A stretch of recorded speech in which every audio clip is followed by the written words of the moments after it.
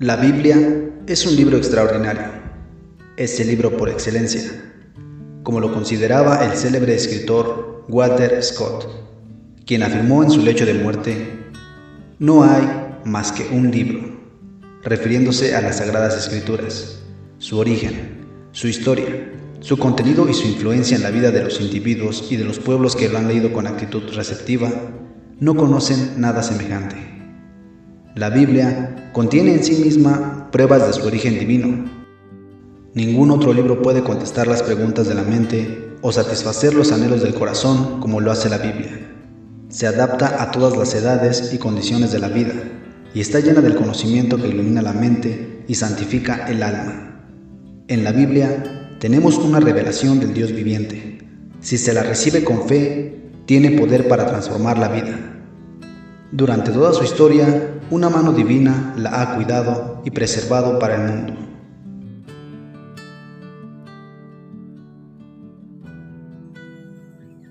Siglos después del diluvio, cuando los hombres se multiplicaron y las tinieblas se asentaron de nuevo sobre el mundo, hombres santos escribieron movidos por el Espíritu de Dios. Así, Dios habló a su pueblo y por medio de él al mundo, para que el conocimiento de Dios y de su voluntad no se desvaneciera de la tierra. Durante centurias esta obra prosiguió, hasta que vino Cristo, la simiente prometida.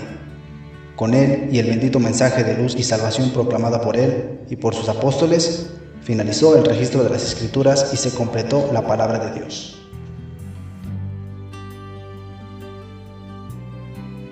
La mayor parte del Antiguo Testamento fue escrita originalmente en hebreo, en rollos de pergamino, lienzo o papiro. Estos fueron más tarde traducidos al griego. La traducción más antigua se conoce como la Septuaginta o versión de los 70, hecha en Alejandría para la famosa biblioteca de esa ciudad.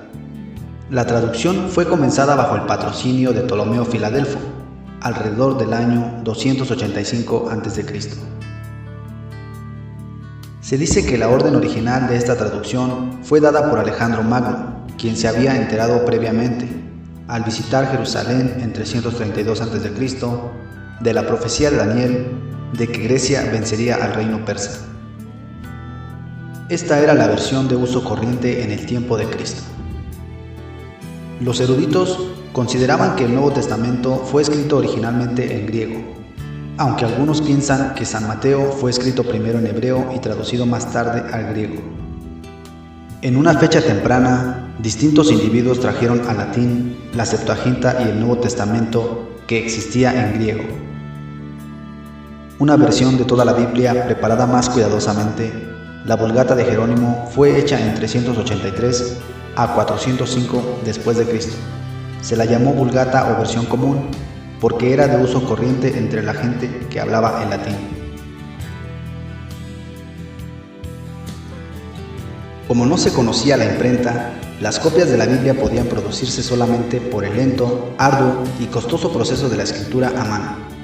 Esto, por fuerza, limitaba grandemente su circulación, pero aún sus verdades iluminadoras y salvadoras fueron ocultadas en gran medida por los errores, las supersticiones y la apostasía de la Edad Media. Durante ese tiempo, el pueblo común poco conocía de su contenido. Pero con la invención del arte de imprimir alrededor de mediados del siglo XV y con el amanecer de la Gran Reforma del siguiente siglo, la Biblia entró en una nueva era, preparatoria de la proclamación final del Evangelio en todo el mundo. No es poco significativo el hecho de que el primer libro importante que se imprimió en Europa con tipos móviles fue la Biblia. La editó Juan Gutenberg en Mainz, Alemania, alrededor de 1456. El ejemplar de la Biblia de Gutenberg, perteneciente a la Biblioteca del Congreso de Estados Unidos, es quizás el libro impreso más valioso del mundo.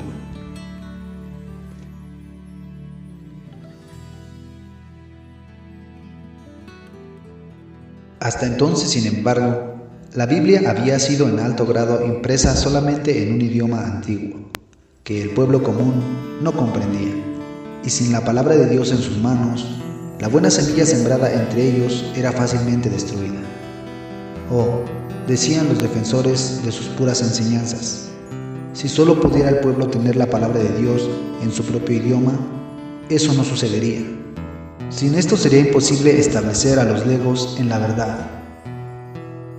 ¿Y por qué no la tendrían ellos en su propia lengua?, razonaban. Moisés escribió en la lengua del pueblo de sus días. Los profetas hablaban en lengua familiar de los hombres a quienes se dirigían, y el Nuevo Testamento fue escrito en el idioma entonces corriente en el mundo romano. La traducción de la Biblia al inglés por Juan Wycliffe y sus asociados alrededor de 1380 fue uno de los principales hechos rectores de la Reforma. Preparó también el camino para el reavivamiento del cristianismo en Inglaterra y para la multiplicación posterior de la palabra por millones para todo el mundo.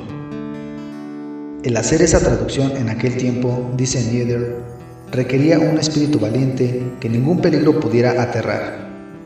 Por hacer esto, Wycliffe fue atacado desde varias partes, porque se protestaba.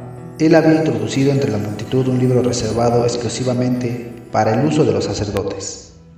En la acusación general se declaró que, si el Evangelio había sido expuesto por él a los laicos y a las mujeres que pudieran leer, más abiertamente de lo que anteriormente lo había sido a los clérigos más cultos, por lo que la perla del Evangelio se arrojaba al público y era aullada por los puercos. En el prefacio de su traducción, Wycliffe exhortaba a la gente a leer las Escrituras. Un sentido de temor reverente y un estremecimiento de gozo llenó el corazón de Lutero, el reformador alemán, cuando a la edad de 20 años, mientras examinaba los volúmenes de la biblioteca de la Universidad de Erfurt, sostuvo en sus manos por primera vez en su vida un ejemplar completo de la Biblia. «¡Oh Dios!», exclamó. «Si yo pudiera tener uno de estos libros, no pediría otro tesoro». Un poquito más tarde, él halló en un convento una Biblia encadenada, y a ella recurrió constantemente. Pero todas las Biblias, como las de cualquier otro lugar, excepto la inglesa, estaban en un idioma antiguo y podían ser leídas solamente por la gente instruida. ¿Por qué?, pensó Lutero, ¿tiene que estar la palabra viviente confinada a las lenguas muertas? Como Wycliffe, por lo tanto, él decidió dar a sus compatriotas la Biblia en el idioma popular y lo hizo, el Nuevo Testamento en 1522 y la Biblia completa, la obra cumbre de su vida, en 1534. Impresionado con la idea de que el pueblo debía leer las Escrituras en su lengua materna, William Tyndale, de igual manera en 1525, dio a la gente de habla inglesa su traducción del Nuevo Testamento, que sirvió de base para la famosa traducción llamada del Rey Jacobo, y más tarde tradujo algunas porciones del Antiguo Testamento. Su ardiente deseo de que ellos pudieran conocer la Biblia fue bien expresada en la declaración de que, si Dios le concedía la vida, él haría que los muchachos que manejaban el arado conocieran más las Escrituras, de lo que la conocían comúnmente los teólogos de sus días. La primera Biblia completa en inglés fue la de Miles Coverdale, impresa en Zúrich, Suiza, en 1535. A ella siguieron otras versiones, entre las cuales pueden mencionarse la Gran Biblia, preparada por sugerencia de Thomas Cromwell, conde de Essex. Es evidente que en España, ya en 1233, circulaba traducciones parciales o completas de la Biblia en el idioma del pueblo. De lo contrario, no se habría promulgado el decreto de Jaime de Aragón, que prohibía su lectura. En 1280 se terminó la traducción manuscrita de la Biblia alfonsina, en romance, transición entre el latín y el castellano, por orden del rey Alfonso el Sabio. La primera versión completa del Antiguo Testamento en español se conoce como la Biblia de la Casa de Alba. Vio la luz en 1430, escrita a mano, pero no circuló, porque la Inquisición se apoderó de ella, aunque no la destruyó.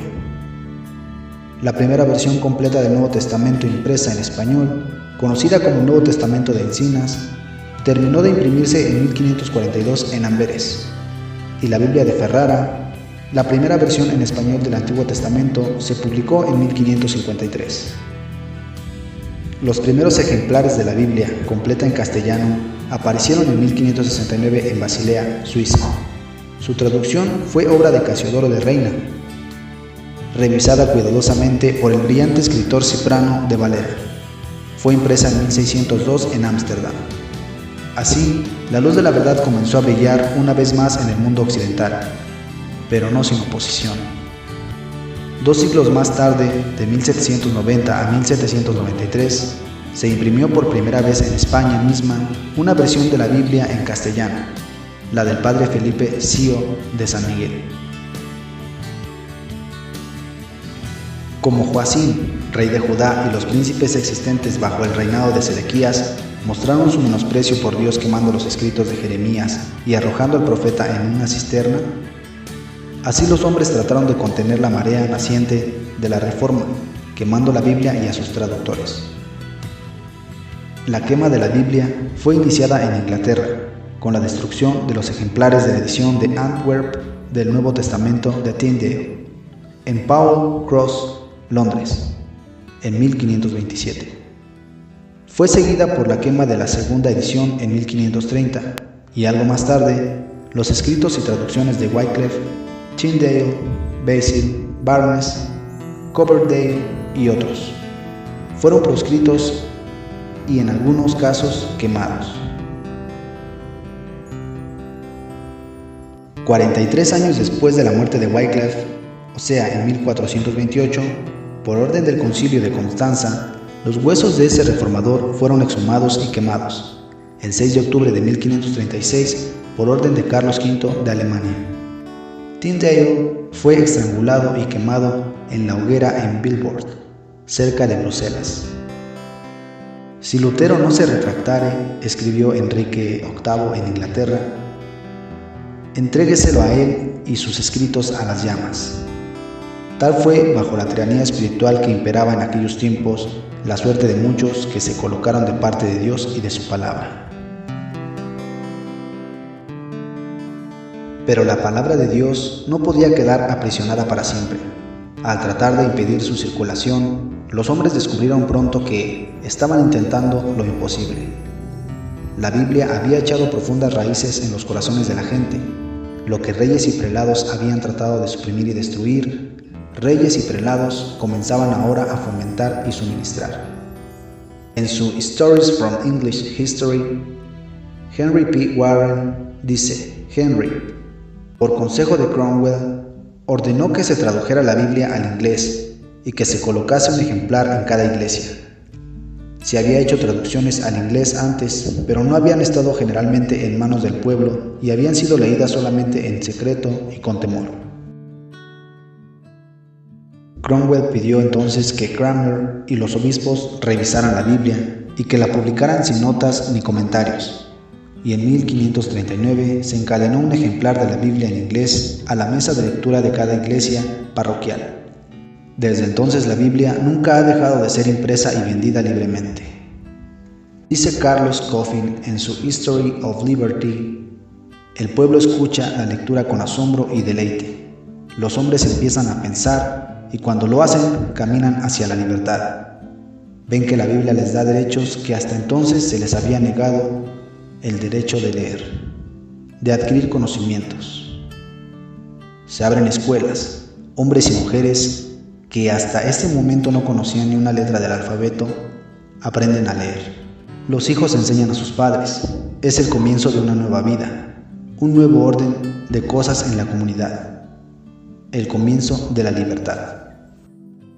Finalmente, fueron organizadas grandes sociedades bíblicas en Inglaterra, en Norteamérica y en otros países de Europa, con el propósito de dar la Biblia al mundo, a cada nación, tribu, lengua y pueblo, en su propio idioma. Las principales son la Sociedad Bíblica Británica y Extranjera, fundada en 1804, y la Sociedad Bíblica Americana, fundada en 1816. Estas y otras organizaciones semejantes han esparcido literalmente cientos de millones de ejemplares de la Biblia en un gran número de idiomas. Así se está proporcionando al mundo la palabra de Dios en preparación para proclamar a toda la humanidad el último mensaje evangélico, la conclusión del reinado del pecado y el advenimiento del Señor en gloria.